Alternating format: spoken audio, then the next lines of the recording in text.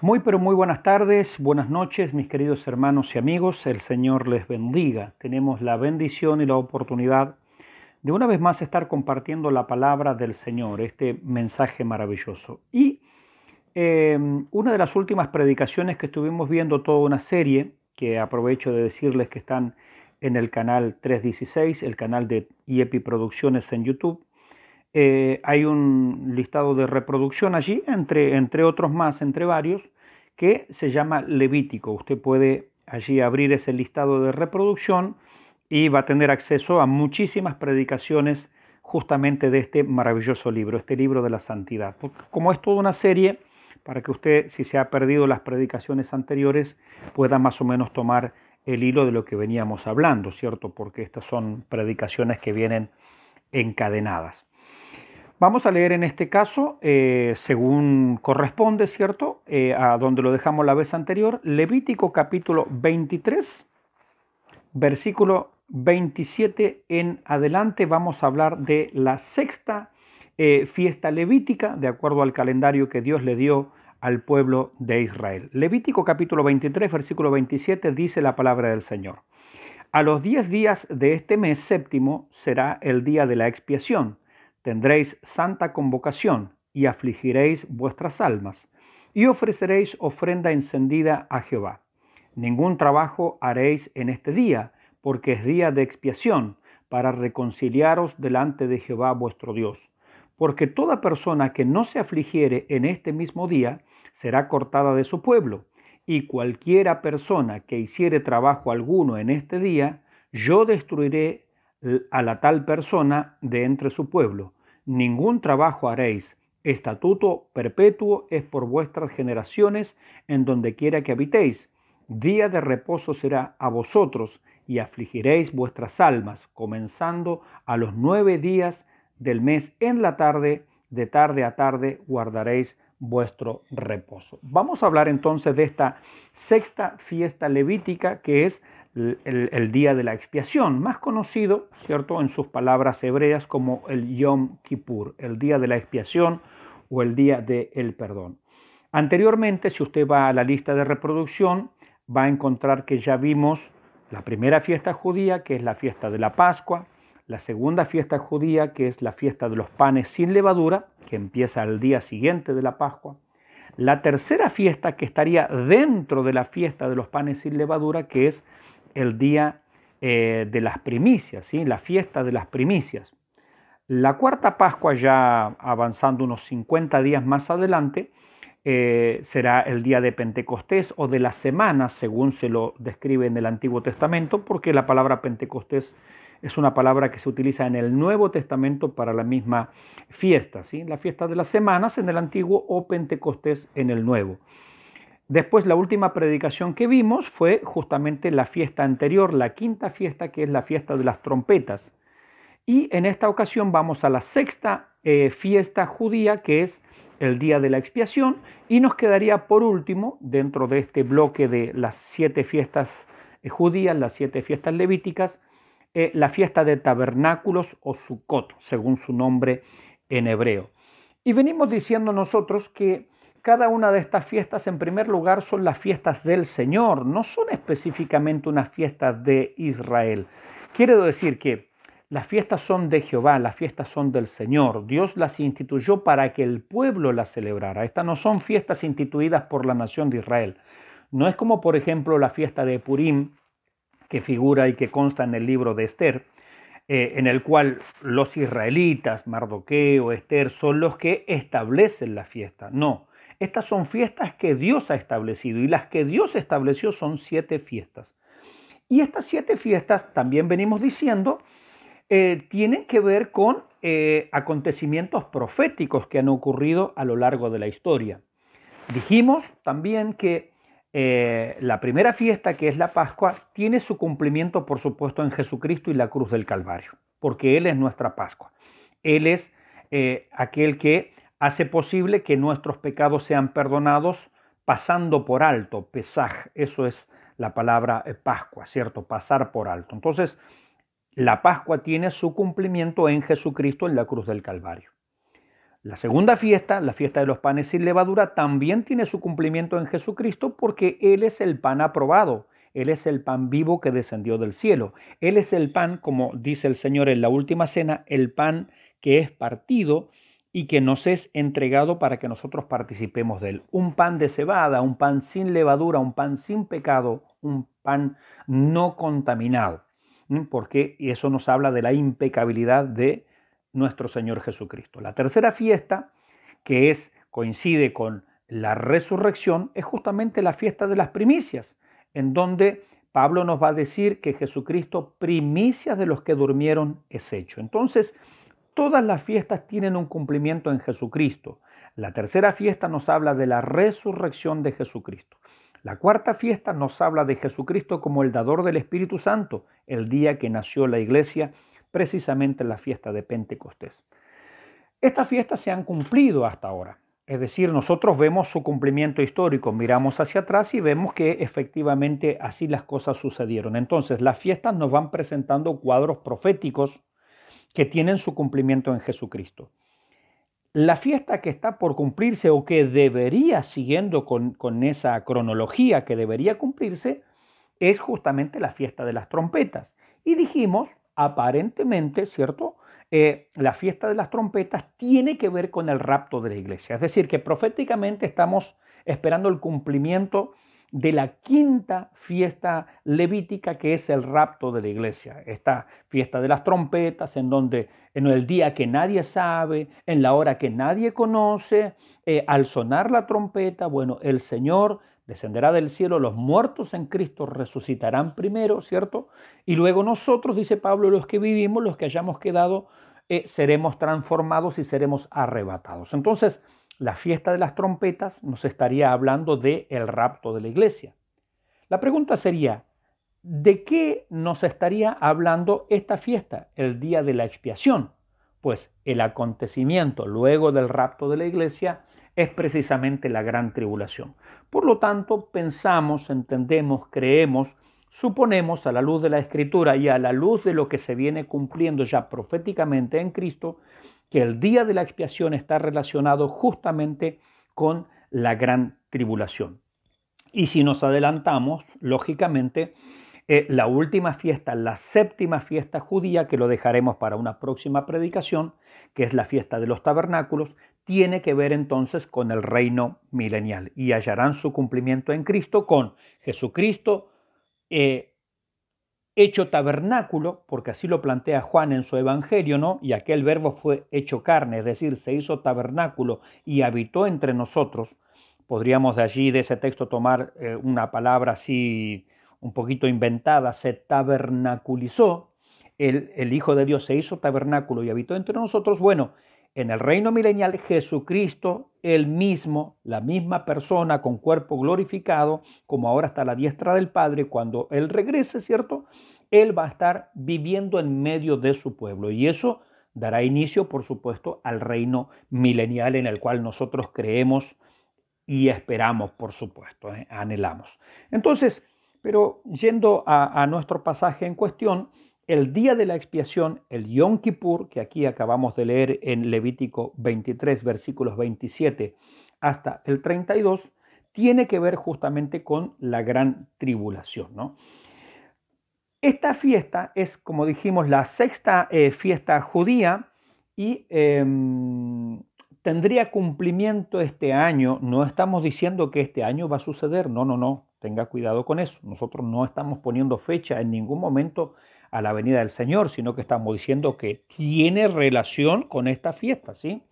Pero en este año, simplemente como dato nada más, el Yom Kippur estaría cayendo el 28 de septiembre del 2020. Entonces el pueblo judío va a celebrar como cada año el día de la expiación, el día del perdón, el 28 de septiembre de este año. Y según el calendario judío, eso sería el día 10º del mes séptimo, ¿sí? De acuerdo al calendario judío, recuerde que no coincide con nuestro calendario occidental, ¿cierto? Bien, pero vamos a ver algunas características del día de la expiación. Si usted revisa justamente los listados de reproducción en nuestro canal, canal 316 de YEPI Producciones, en la sección allí de Levítico, usted va a encontrar el día de la expiación. Son 3 predicaciones. Nosotros hoy las vamos a condensar, ¿cierto? Vamos a hacer un resumen, pero sobre todo vamos a ir haciendo algo que no hicimos en su momento cuando predicamos este pasaje, que es relacionarlo con la gran tribulación, es decir, ¿qué analogías nosotros podemos hacer entre el día de la expiación y la gran tribulación? Porque estamos diciendo que la sexta fiesta judía, el día de la expiación, el día del perdón, tiene que ver o tiene su cumplimiento aparentemente en la gran tribulación. Bueno, ¿qué analogías puede haber entre Levítico 16, que nos explica cómo se realizaba el día de la expiación, el día del perdón, justamente con lo que va a suceder en la gran tribulación de acuerdo a Apocalipsis? Vamos a hacer algunas analogías, por supuesto.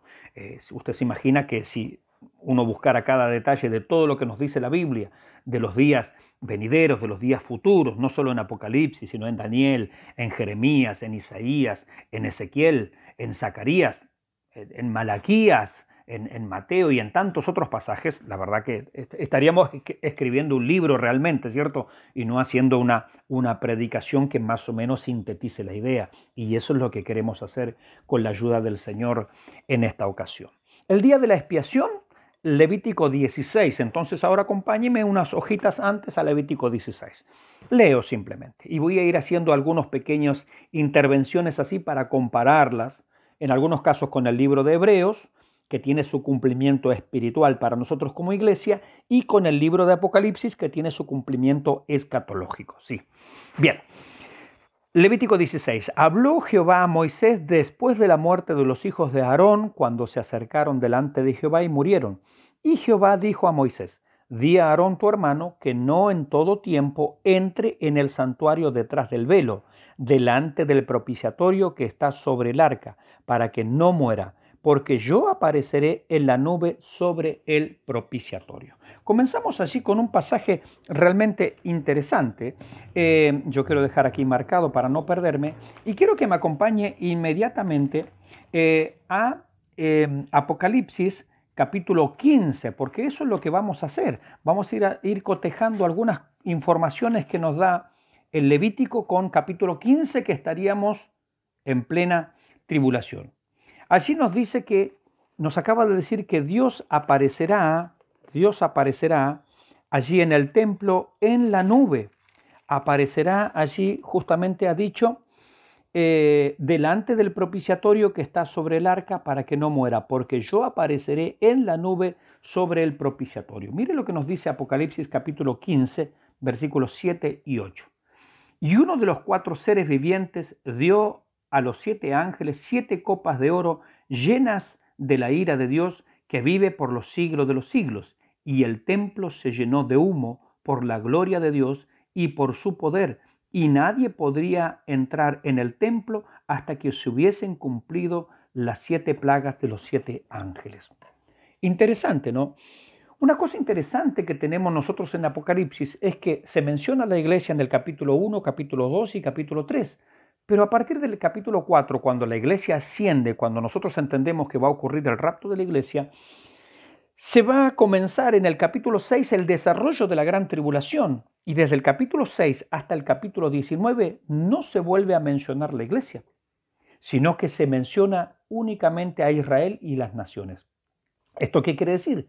Es uno de tantos, de los fuertes argumentos que hay, o que nosotros consideramos, para enseñar de que la iglesia no va a pasar por la gran tribulación, sino que la gran tribulación es un trato de Dios específicamente con la nación de Israel y con las naciones gentiles que no han recibido todavía el evangelio. Y fíjese, como el día de la expiación tenía que ver con Israel en el Antiguo Testamento, y en el libro de Apocalipsis nos está hablando del templo, nos está hablando del cielo, nos está hablando del humo, de la gloria que se iba a manifestar, que iba a aparecer. Nos va a hablar del arca en Apocalipsis. Es decir, es como que Apocalipsis nos vuelve a retrotraer a las figuras que se utilizaban en el Antiguo Testamento, pero no a las cosas que tienen que ver con la iglesia. Insisto, Apocalipsis habla de la iglesia en capítulo 1, capítulo 2, capítulo 3, pero de ahí en adelante la iglesia hasta el final del capítulo 19, la iglesia no vuelve a aparecer. Y se va a hablar exclusivamente de la nación de Israel y de las naciones gentiles, ¿no? Entonces es interesante ver cómo el día de la expiación acá lo que iba a aparecer, la nube, la gloria, la manifestación de Dios, también está allí en el libro de Apocalipsis. Mire el versículo 3. Con esto entrará Aarón en el santuario, con un becerro para expiación y un carnero para holocausto. Usted sabe que Aarón, por supuesto, como primer sumo sacerdote, es un tipo de Jesucristo, es decir, tenemos que ver que detrás de la figura de Aarón lo que la Biblia nos quería hablar y nos quería presentar es al Señor Jesucristo. Y nos dice que Aarón iba a entrar con un becerro para expiación. El becerro, en primer lugar, era un animal caro, es decir, no cualquier simple campesino podía tener un becerro y menos aún para sacrificarlo. Y no era cualquier becerro, sino que tenía que tener todas unas ciertas características, tenía que ser impecable, tenía que ser lo mejor, tenía que tener cierta edad. Es decir, era un sacrificio caro. Bueno, eso nos habla también, por supuesto, de Jesucristo. El sacrificio de Jesucristo es un sacrificio absolutamente muy valioso, sumamente valioso para nuestra redención, para nuestra salvación. Y este becerro, este animalito que se iba a ofrecer, ¿cierto? Estoy hablando del Antiguo Testamento, iba a ser para expiar. La palabra expiar en el hebreo es la palabra kapar. Kapar con K de kilo, kapar, que significa quitar, cubrir el pecado, ¿cierto? Esa era la idea. Y no solamente se iban a presentar con un becerro, sino también con un carnero para holocausto. Esto tiene que ver con que, en primer lugar, si el pecado no es quitado, si el pecado no era cubierto, si el pecado no era tapado, porque esa es la idea de la palabra capar, cubrir, si el pecado no era cubierto, ya dejaba de estar a la vista de Dios, ya dejaba de irritar a Dios porque estaba allí presente a la vista, sino que se tapaba, se cubría, luego recién la persona podía presentar un holocausto, y el holocausto tiene que ver con la consagración. Es decir, en términos espirituales, un israelita o nosotros hoy como iglesia o cualquier persona que quiera acercarse a Dios no puede acercarse si no es primero por cubrir su pecado a través del sacrificio de Jesucristo. Segundo, recién allí puede consagrar su vida. Es decir, a nuestro Dios no le podemos consagrar una vida pecaminosa.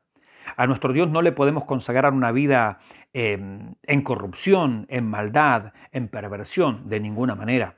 Como está escrito, conoce el Señor a los que son suyos y apártese de iniquidad todo aquel que invoca el nombre del Señor. Entonces, Dios no va a aceptar a ninguna persona, a usted, a mí, a nadie sobre este planeta Tierra, ni judío ni no judío, a no ser que en primer lugar su vida sea limpiada, sea expiado el pecado. Y solamente esto que sucedía en el Antiguo Testamento sigue sucediendo hoy y va a seguir sucediendo más adelante, ¿cierto? Es la única manera, a través del sacrificio de Jesucristo, el sacrificio absolutamente valioso, que nuestro pecado puede ser cubierto, puede ser limpiado, puede ser expiado. Una vez que nuestro pecado ha sido limpiado, entonces podemos consagrarnos al Señor. Entonces podemos tener comunión con Él, porque el holocausto tenía que ver con eso. Holocausto literalmente significa todo quemado. Es decir, un animalito se lo quemaba por completo, absolutamente se lo quemaba, y eso significaba la consagración entera. Mi vida y su vida puede ser consagrada a Dios solamente si primero venimos al sacrificio expiatorio del Señor Jesucristo. Este sacrificio, por supuesto, fue hecho en la cruz del Calvario. Dios no está esperando que usted haga sacrificios, Dios no está esperando que usted dé su vida para ser salvo, Dios no está esperando de que usted derrame su sangre para ser salvo. Y aunque usted derramara su sangre por la causa de Dios o por la causa de Cristo, su sangre es inmunda, su sangre está contaminada como la mía. Por eso hay que tener cuidado con lo que algunos predicadores dicen, ¿no? Hablan, por ejemplo, de los días de la tribulación, que las personas serán salvas a costa de dar su propia sangre. No, eso es una absoluta herejía, eso es una absoluta mentira, es una falacia. Es decir, en el pasado, en el Antiguo Testamento, en el Nuevo Testamento, en la historia de la Iglesia y en muchos lugares hoy y durante la Gran Tribulación, hay personas que por ser seguidores, por haber creído en el Señor Jesucristo, la persecución va a ser tan intensa, tan feroz que van a ser muertos. Se dice que Isaías fue aserrado, se dice que Pedro fue crucificado al revés, ¿cierto? Cabeza abajo, Pablo fue decapitado.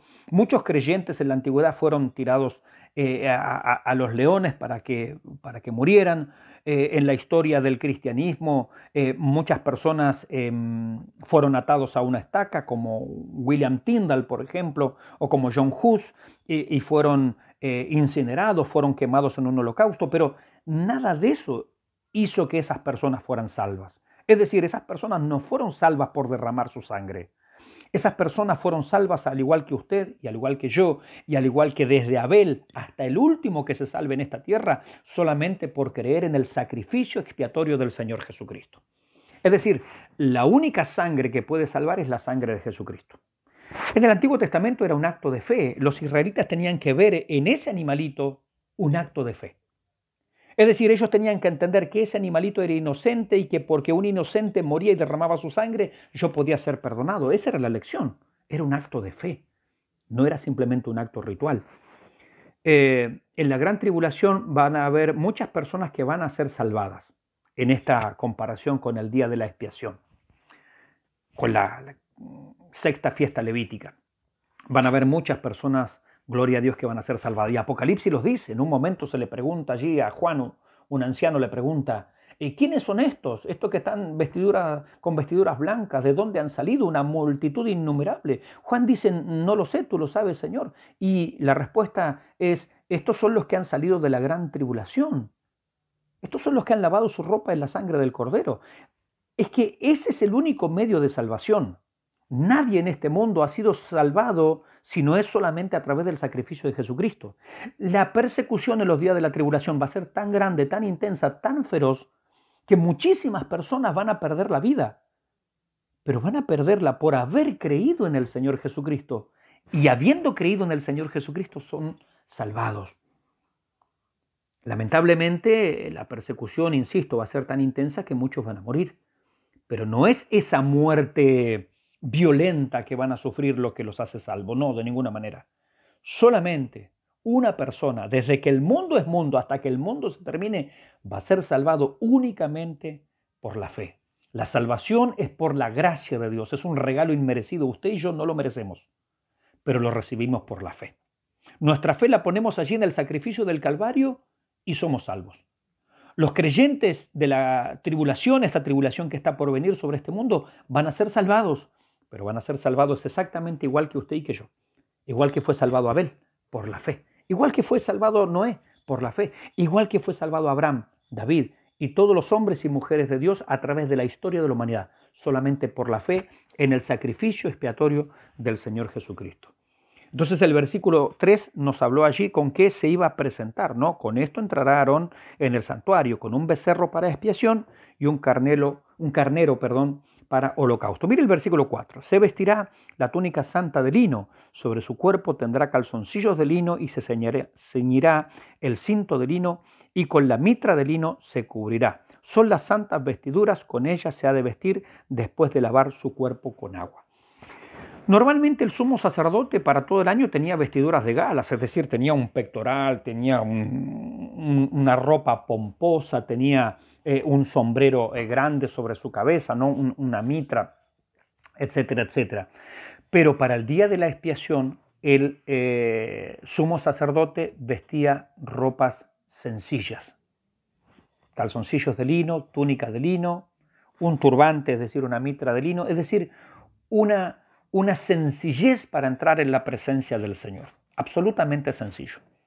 Mire, cuando Jesucristo vino en su primera venida, nos dice Filipenses en el capítulo 2, que Él no estimó el ser igual a Dios como cosa a que aferrarse, sino que se despojó a sí mismo. Es decir, Él se despojó de esa gloria, de esa majestad, de las prerrogativas divinas, no de sus atributos, porque Él siempre los conservó, pero del uso, ¿cierto?, del apropiarse o del valerse en esta tierra de sus atributos y de sus cualidades divinas, las cuales siempre conservó, y se presentó como hombre.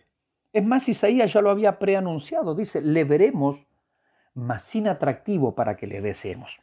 Hay canciones cristianas muy bonitas, ¿cierto?, muy románticas, podríamos llamarle así, ¿no? De que yo pienso que mi Señor era lindo, era hermoso y era bonito y era de ojos azules, y a veces algunas películas nos dan esa imagen. Sin embargo, la Escritura nos dice que cuando Él vino, nadie daba, permítame la expresión, 5 centavos por Él. Es decir, Isaías lo dice claramente, le veremos, mas sin atractivo para que le deseemos. Es decir, él no tenía pinta de un gran predicador, no tenía pinta de un gran rabino, no tenía un aspecto con ojos azulados o ojos, no sé, llamativos, o una barba extraordinaria y a él le crecía el cabello distinto a los demás seres humanos.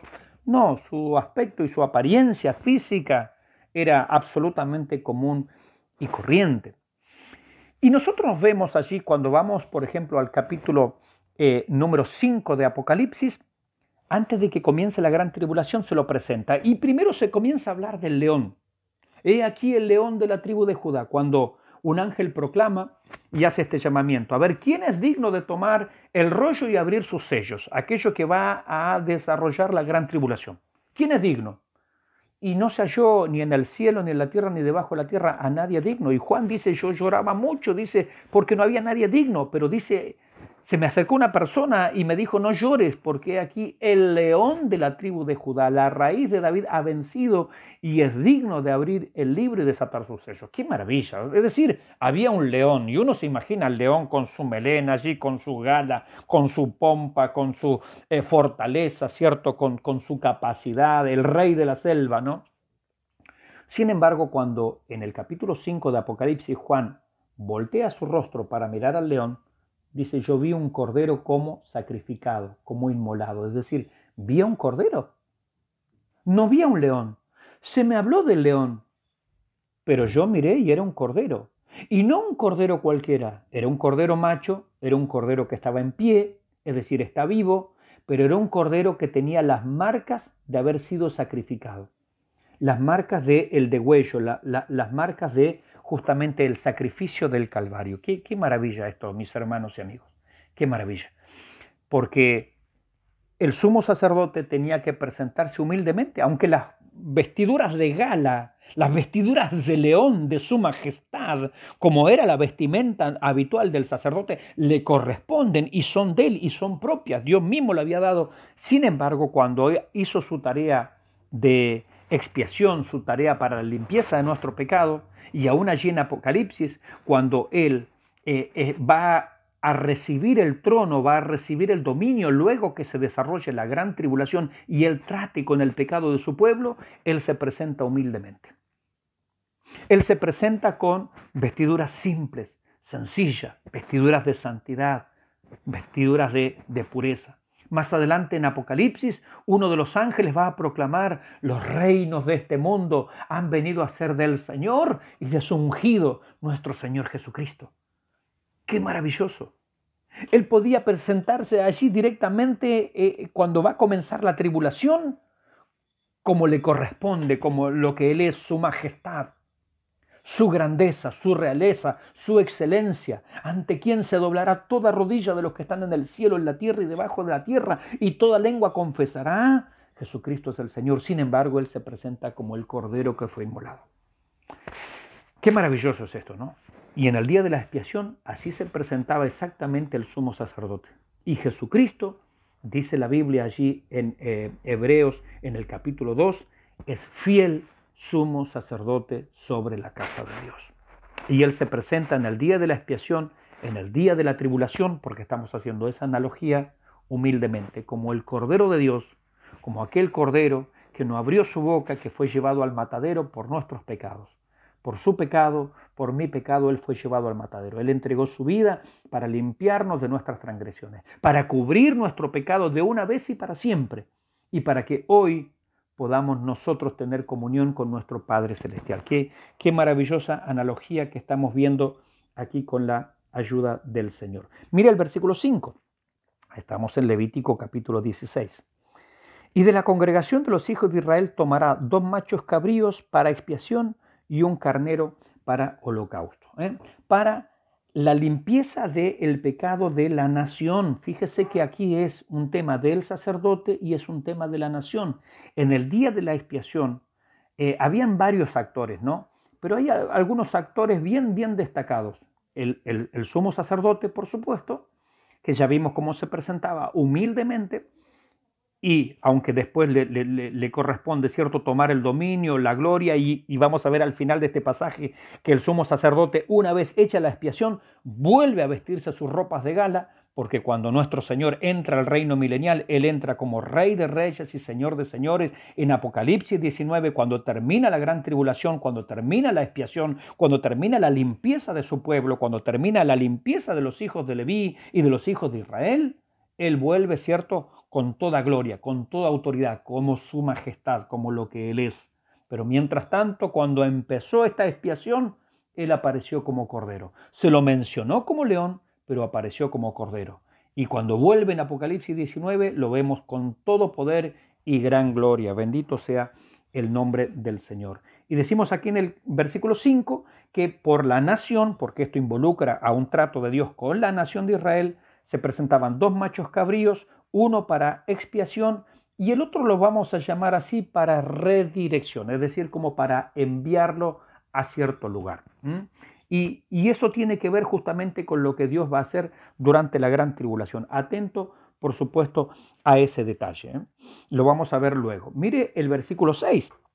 Y hará traer a Aarón el becerro de la expiación que es suyo y hará la reconciliación por sí y por su casa. Bendito sea el Señor. Hará la reconciliación por sí y por su casa. Ahora, esto es lo que tenía que hacer Aarón en el Antiguo Testamento, ¿cierto? Porque Aarón, por supuesto, como todo ser humano, es un ser humano pecador, era un sumo sacerdote débil, como dice la Escritura, pero sin embargo veamos qué es lo que dice la Biblia acerca de Jesucristo. Hebreos capítulo 7, estoy buscando aquí en mi Biblia, versículo 26. Hebreos capítulo 7, versículo 26. Usted, si quiere, me acompaña allí con su Biblia en su casa, ¿no? Dice, hablando de Jesucristo. Es decir, en el Antiguo Testamento, Aarón, el sumo sacerdote, tenía que, en primer lugar, en el día de la expiación, purificarse a sí mismo. Primero se purificaba a sí mismo. Pero ¿qué dice la Biblia acerca de Jesucristo como sumo sacerdote? Porque tal sumo sacerdote nos convenía, santo, inocente, sin mancha, apartado de los pecadores y hecho más sublime que los cielos, que no tiene necesidad cada día, como aquellos sumos sacerdotes, de ofrecer primero sacrificio por sus propios pecados y luego por los del pueblo, porque esto lo hizo una vez para siempre, ofreciéndose a sí mismo, porque la ley, allá en el Antiguo Testamento, constituye sumos sacerdotes a débiles hombres, pero la palabra del juramento, posterior a la ley, al Hijo hecho perfecto. La Biblia ya en el Antiguo Testamento nos decía, o nos dice en el Salmo 110, que Dios juró y no se arrepentirá, y le dice a Jesucristo, tú eres sacerdote para siempre, según el orden de Melquisedec. Y a eso se refiere el autor de los Hebreos, ¿no? Dios juró, Dios levantó su mano y dijo, Jesucristo, tú eres sacerdote para siempre, según el orden o la dinastía de Melquisedec. Bien, no según la dinastía o el orden levítico, ¿cierto? A eso se está refiriéndose. Pero vemos que Jesucristo no tuvo que ofrecer sacrificios por sus propios pecados, como sí lo tenía que hacer Aarón. Acá encontramos una grandísima diferencia entre uno y otro. Sigamos compartiendo. Mire lo que dice el versículo 8. Y echará suerte a Aarón sobre los 2 machos cabríos, una suerte por Jehová y otra suerte por Azazel. Y hará traer a Aarón el macho cabrío sobre el cual cayere la suerte por Jehová, y lo ofrecerá en expiación. Mas el macho cabrío sobre el cual cayere la suerte por Azazel, lo presentará vivo delante de Jehová para hacer la reconciliación sobre él y para enviarlo a Azazel al desierto. Amén. Hasta ahí está esta lectura, ¿cierto? Uno por Jehová y otro por Azazel. Básicamente acá cuando Aarón ya había hecho un sacrificio por sí mismo y por su propia familia, cosa que Jesucristo ya vimos no necesitó hacer, porque Él era, es y será sin pecado, impecable. Nosotros creemos y enseñamos la impecabilidad de Jesucristo. su nacimiento virginal, su impecabilidad, ¿cierto? Etcétera, etcétera. Eso lo diferencia de Aarón. Pero dice que luego traían dos machos cabríos, es decir, dos cabras, dos chivos machos, que eran iguales en tamaño, en color, en edad, en las características físicas, es decir, daba lo mismo uno que el otro. Se buscaban, digamos, casi dos mellizos de machitos de chivo y se echaban suerte, es decir, bueno, veamos la suerte para uno, para otro. Bueno, había uno que le tocaba la suerte para el Señor, para Jehová, y ese se lo sacrificaba. Ese iba a expiación por el pecado del pueblo. Pero el otro machito de chivo, el otro macho cabrío, le tocaba la suerte para Azazel y era enviado al desierto. ¿Qué es Azazel? Bueno, algunos comentaristas nos dicen que Azazel, en la mente hebrea, era todo aquello que es opuesto a Jehová, es decir, lo contrario, lo opuesto, lo que se opone al Señor. Para nuestra mente ya occidental, el diablo.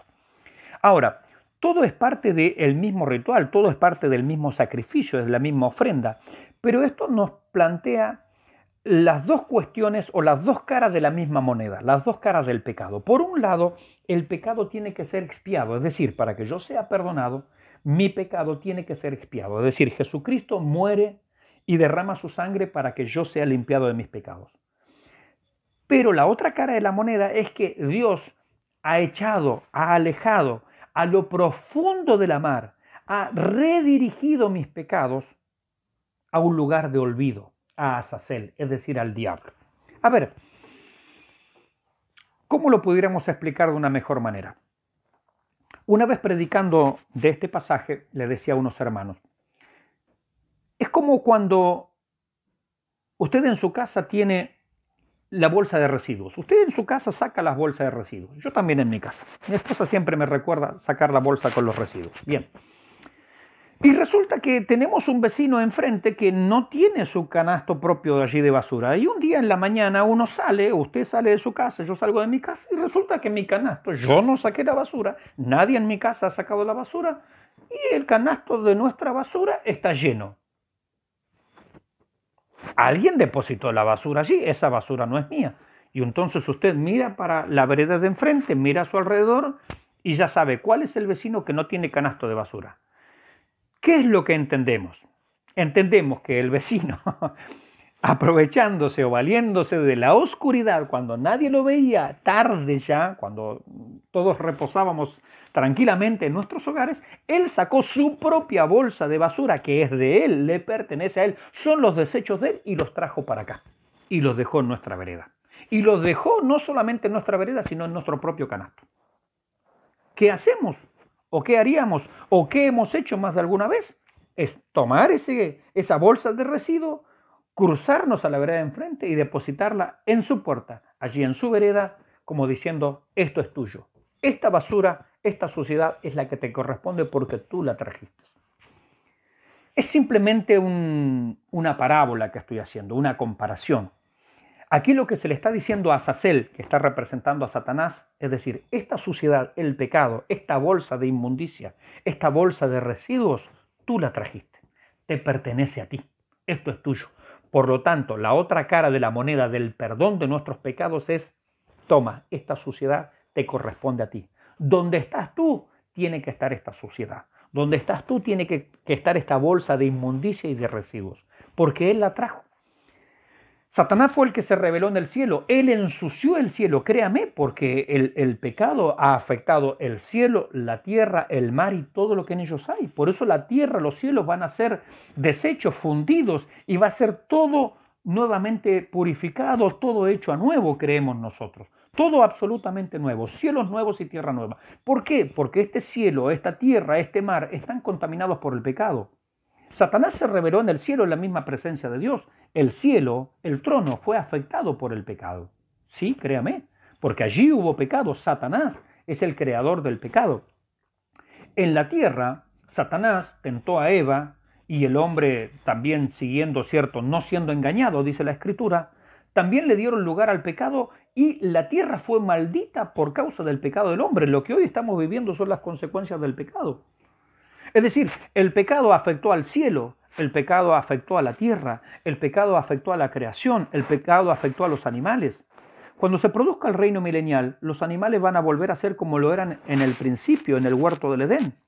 El cocodrilo era vegetariano. ¿No me cree? Lea Génesis 1, versículo 30. El cocodrilo era vegetariano, el león era vegetariano, el tigre era vegetariano. No habían animales carnívoros. Por eso cuando entraron al arca de Noé, muchos se preguntan, ¿y cómo hizo Dios con el león para que no se comiera la cebra en el arca de Noé? Los animales no eran carnívoros. ¿No me cree? Lea, por favor, Génesis capítulo 1. Ya en el primer capítulo del Génesis está escrito esto. Capítulo 1, versículo 30. Un pequeño paréntesis. Hace un poco tiempo atrás leí una noticia de científicos de la Universidad de Berkeley en Estados Unidos. Encontraron fósiles de cocodrilo cuyas muelas, cuyos dientes indican que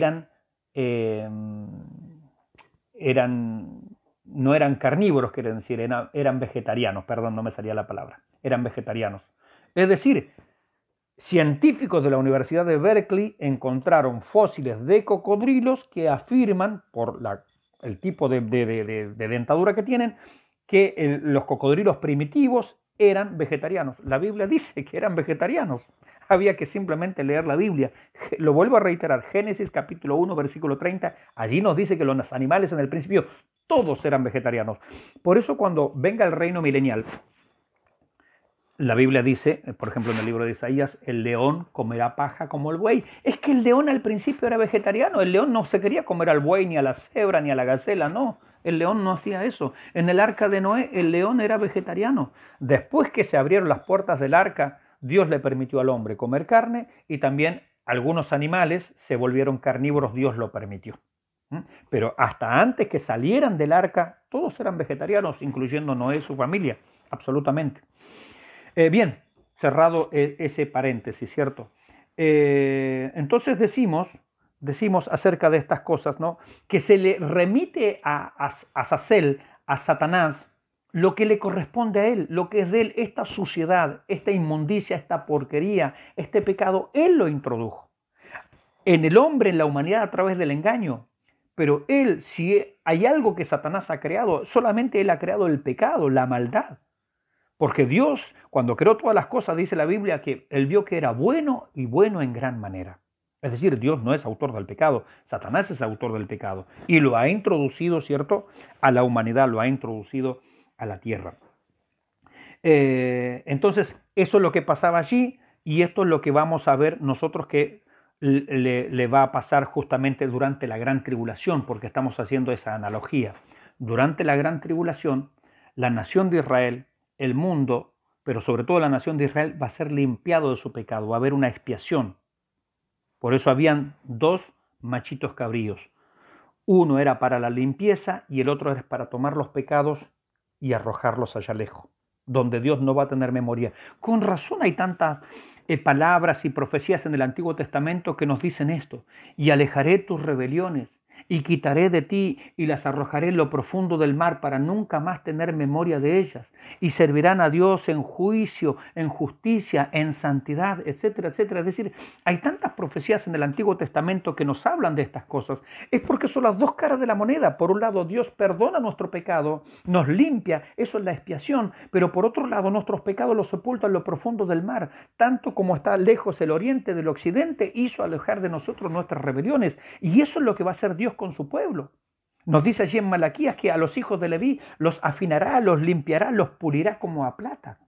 Esto está en el libro de Malaquías, allí en el capítulo 3. Es decir, esta obra sumo sacerdotal del día de la expiación, Dios la va a aplicar, Jesucristo la va a aplicar específicamente en esos días sobre la nación de Israel. Esto era un recordatorio. Espiritualmente para nosotros como iglesia, como creyentes, claro, ya ha tenido una aplicación, pero esto tiene un cumplimiento todavía profético. El día de la expiación es el día de la gran tribulación, donde Dios va a estar tratando con el pecado de su pueblo, va a estar haciendo volver el corazón de los padres sobre los hijos, de los hijos sobre los padres. Él va a derramar su espíritu sobre toda carne, los limpiará, los pulirá, los perfeccionará, los santificará y alejará de ellos, quitará el pecado y ya no habrá más memoria en sus bocas y en sus corazones de los ídolos. Todo eso habrá sido cosa pasada. Tantas profecías, no podemos detenernos, pero en el Antiguo Testamento está lleno de estas enseñanzas. Qué Qué maravilloso, ¿no? ¿Cómo se relaciona Apocalipsis y el día de la expiación? De eso estamos hablando nosotros. Mire lo que dice el versículo 12 aquí de Levítico.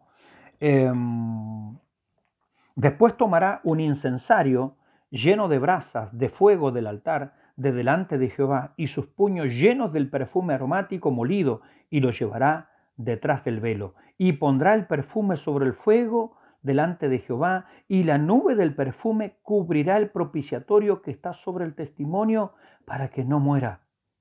Gloria al Señor.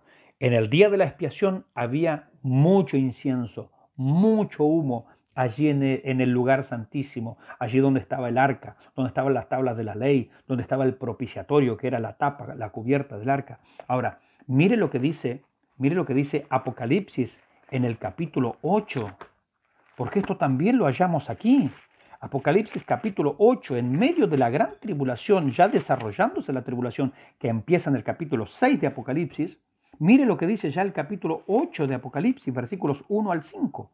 Cuando abrió el séptimo sello, se hizo silencio en el cielo como por media hora, y vi a los 7 ángeles que estaban en pie delante de Dios, y se les dieron 7 trompetas. Otro ángel vino entonces y se paró ante el altar, escuche, el altar, con un incensario de oro, y se le dio mucho incienso para añadirlo a las oraciones de todos los santos sobre el altar de oro que estaba delante del trono.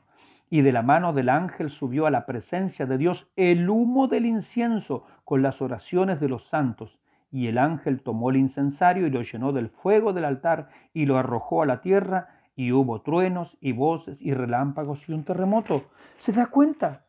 En el día de la expiación el sumo sacerdote entraba al altar, había mucho humo, había intercesión, era para que no muera. Aquí también es lo que está sucediendo en Apocalipsis. Cómo el día de la expiación tiene su cumplimiento específicamente dentro de la gran tribulación. Veamos el versículo 16 entonces. Así purificará el santuario, 16 de Levítico 16, ¿no? Así purificará el santuario a causa de las impurezas de los hijos de Israel, de sus rebeliones y de todos sus pecados. De la misma manera hará también al tabernáculo de reunión, el cual reside entre ellos en medio de sus impurezas. ¿Escuchó eso? Tal vez a usted le sonó fuerte lo que yo dije, que el cielo había sido afectado por el pecado. Acá se nos dice en el Antiguo Testamento que el tabernáculo, el lugar santo, el lugar santísimo había sido afectado por las impurezas del pecado de Israel. Es decir, lo que estaba aquí sobre la tierra era afectado por el pecado, pero lo que estaba aquí sobre la tierra es una copia de lo verdadero en el cielo. Veamos lo que dice la Biblia acerca del cielo, ahora, en este caso, ¿no? Hebreos capítulo 9, vamos a la carta a los Hebreos. ¿Qué recorrida nos estamos haciendo, mis hermanos y amigos, por las Sagradas Escrituras? Hebreos capítulo 9, versículos 11 al 14, mire lo que dice la Escritura. Pero estando ya presente Cristo, sumo sacerdote de los bienes venideros, por el más amplio y más perfecto tabernáculo, no hecho de manos, es decir, no de esta creación, y no por sangre de machos cabríos, ni de becerros, como en el Antiguo Testamento, sino por su propia sangre, entró una vez para siempre en el lugar santísimo, es decir, el cielo, habiendo obtenido eterna redención. Mire el versículo 24.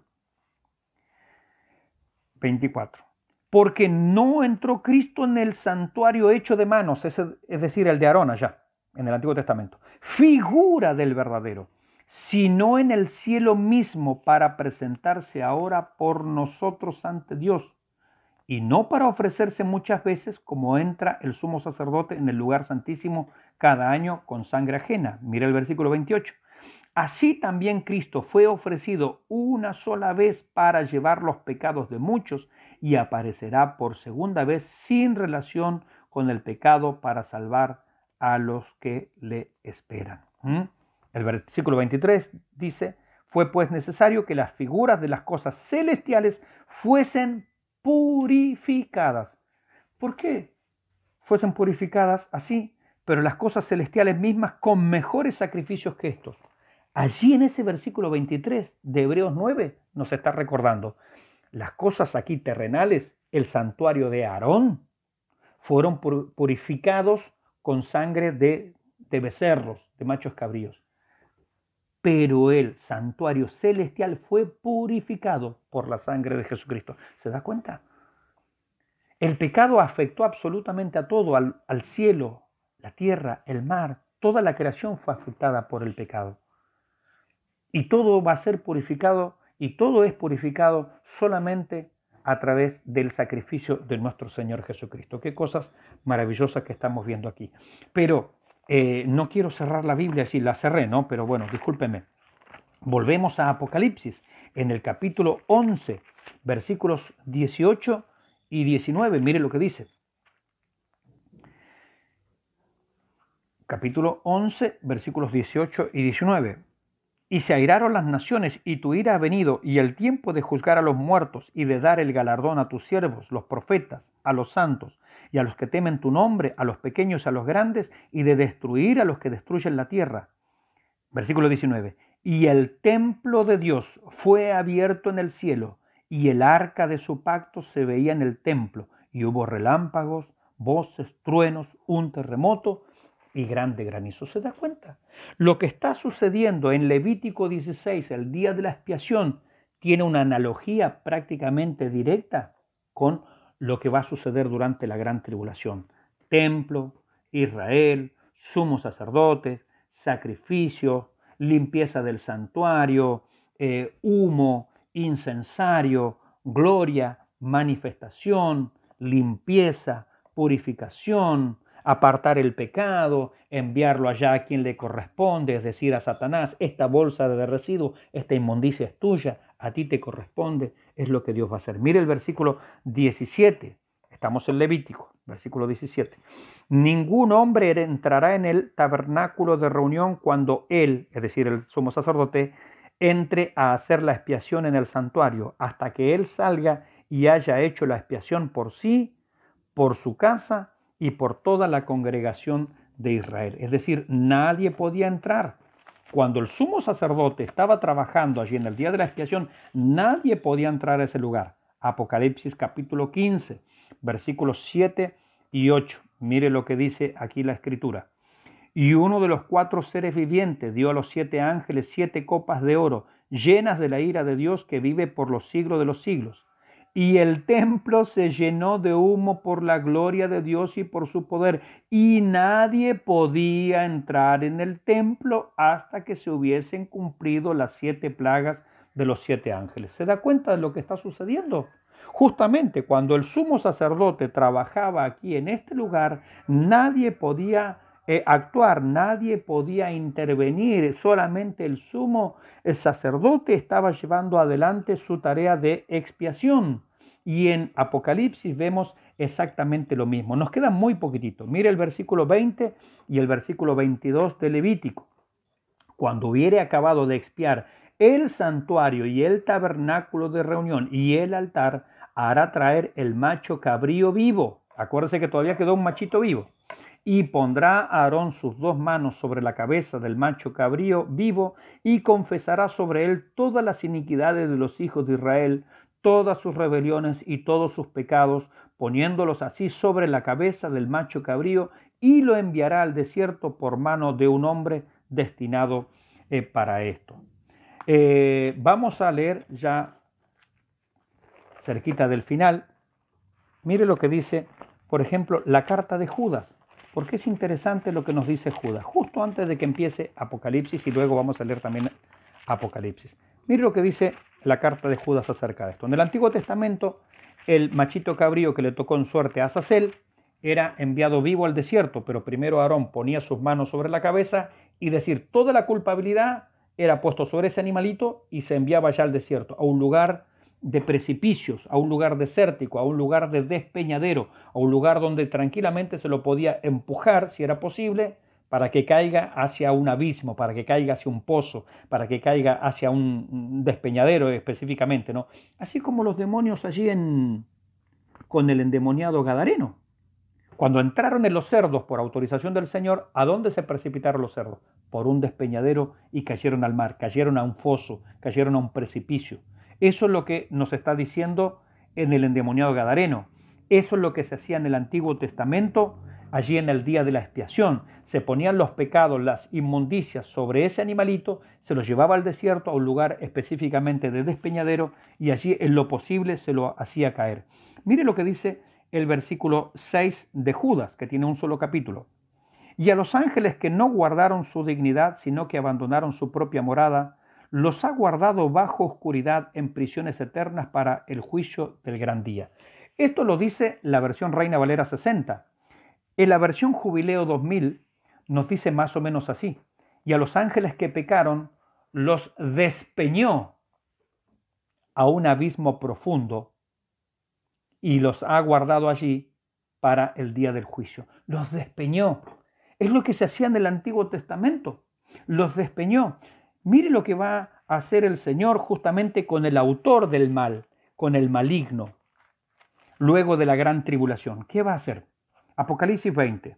Vi a un ángel que descendía del cielo con la llave del abismo, un pozo, un despeñadero, y una gran cadena en la mano, y prendió al dragón, la serpiente antigua, que es el diablo y Satanás, y lo ató por 1000 años y lo arrojó, lo despeñó en el abismo y lo encerró y puso su sello sobre él para que no engañase más a las naciones hasta que fuesen cumplidos 1000 años. Lo que sucedía en el Antiguo Testamento, el machito cabrío que había quedado vivo, se ponía sobre él la culpabilidad, la pecaminosidad y se lo llevaba allá al desierto, al lugar de despeñadero, y en lo posible se lo arrojaba al vacío.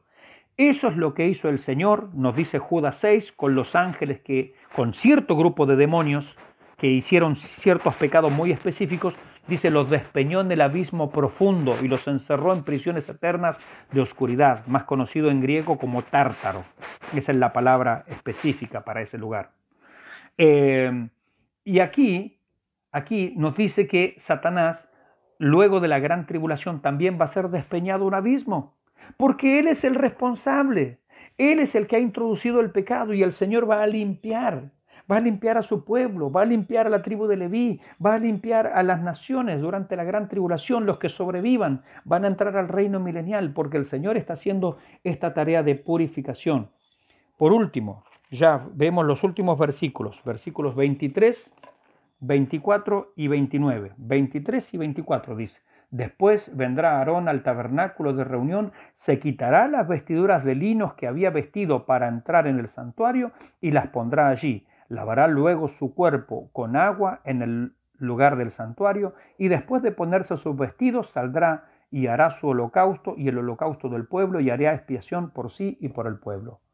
Cuando el Señor Jesucristo termine de trabajar, termine de expiar, termine de tratar con la nación de Israel en la gran tribulación, Él va a volver a tomar las vestiduras de galas. Mire lo que dice Hebreos capítulo 10.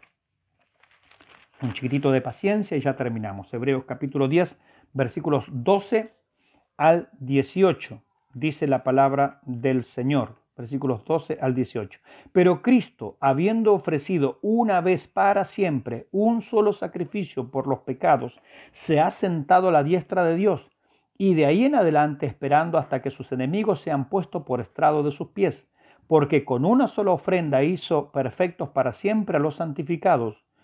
Y nos atestigua lo mismo el Espíritu Santo, porque después de haber dicho, este es el pacto que haré con ellos, después de aquellos días, dice el Señor, pondré mis leyes en sus corazones y en sus mentes las escribiré. Añade, y nunca más me acordaré de sus pecados y transgresiones, pues donde hay remisión de estos, no hay más ofrenda por el pecado. Qué maravilloso es lo que Dios ya hizo en nuestros corazones como iglesia, pero lo que va a hacer con la nación de Israel en los días de la gran tribulación, que esta es la analogía con el día de la expiación, este día que viene, el Yom Kippur, el día en que Dios va a limpiar a su pueblo, lo va a limpiar de sus pecados, y sus pecados los va a arrojar allá con quien corresponde, con Satanás en el abismo. Allí los va a arrojar para no tener más memoria de los pecados. Terminamos, versículo 29 de Levítico, último versículo.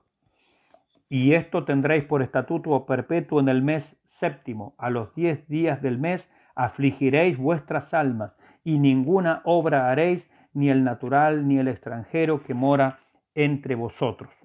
Ninguna obra. Porque el único que obra en ese día es el Señor. ¿Qué le correspondía al pueblo en ese día? ¿Qué hacía el pueblo en el día de la expiación allá en Levítico? Simplemente se lamentaba. Simplemente se lamentaba, se dolía, se afligía, confesaban sus pecados, se volvían en arrepentimiento al Señor, decían: Señor, perdónanos, Señor, límpianos, Señor, purifícanos. Eso es lo que hacía el pueblo. Mire lo que dice Apocalipsis 1:7, último versículo. He aquí que viene con las nubes, y todo ojo le verá, y los que le traspasaron, el pueblo judío, y todos los linajes de la tierra, los gentiles, harán lamentación por él. Sí, amén. Yo soy el Alfa y el Omega, principio y fin, dice el Señor, el que es y que era y que ha de venir, el Todopoderoso.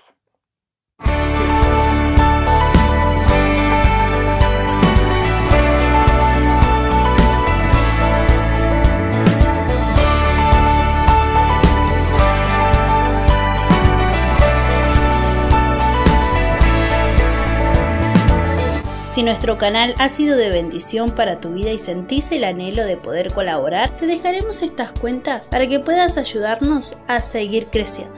Dios te bendiga.